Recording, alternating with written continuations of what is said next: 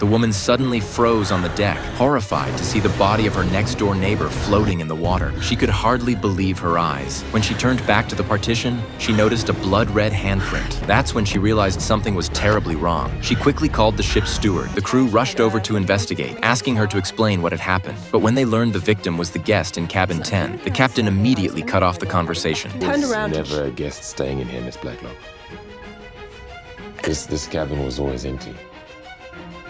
And the guest who was supposed to be in it cancelled 2 days ago. Hearing the captain's words sent a chill down her spine. Still refusing to believe it could be nothing, she returned to the balcony to check again, but the partition showed no sign that anything had happened. At the same time, the captain received the investigation results. No one on board was reported missing. To avoid disturbing the other guests, the crew quickly closed the matter. The woman began to doubt herself. Could it really have all been in her imagination?